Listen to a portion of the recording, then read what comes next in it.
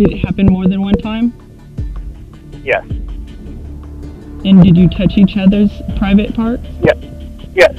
This recorded conversation was career-ending proof of child sexual abuse by a teacher once considered a rising star. Young and dynamic, fourth grade teacher Christopher Baca had stellar evaluations, was even voted his school's Teacher of the Year before his 2012 arrest for sexual battery. These acts occurred on multiple occasions. I was really, kind of stunned because my grandson was in his class.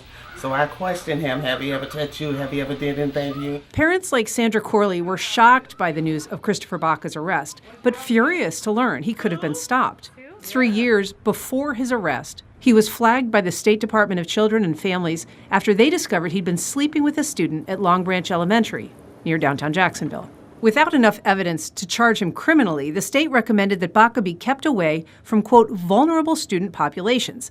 Instead, he was transferred 10 miles south to Windy Hill Elementary. Because I felt that there was a lapse of just leadership when it came to what was happening with Baca. Duval School Superintendent Dr. Nikolai Vitti fired the principal after the Christopher Baca debacle and implemented a new policy requiring teachers to self-report any DCF investigation, even when no crime is found.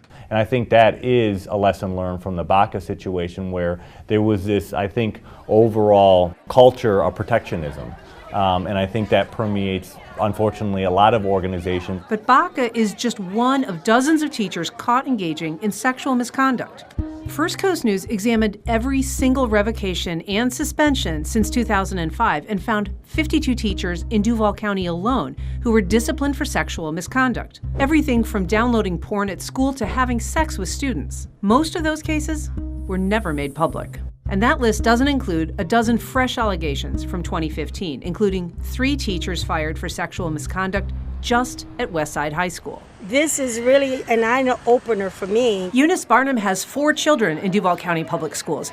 She says that while the district can't prevent teachers from behaving badly, it needs to do a better job of keeping parents in the loop. Who's going to bear that risk when something happens in that classroom and you put these children in jeopardy? Yeah. I mean, these are very serious allegations. While revocations and suspensions are arguably reserved for the worst teachers, many cases that receive lesser discipline are just as troubling. Benjamin Hall, a teacher at Sandalwood High School, was found by the district to have had inappropriate contact with female students, including sex with a 16-year-old student. It also found probable cause that he used threats to coerce her, even bit her and hit her during the encounters.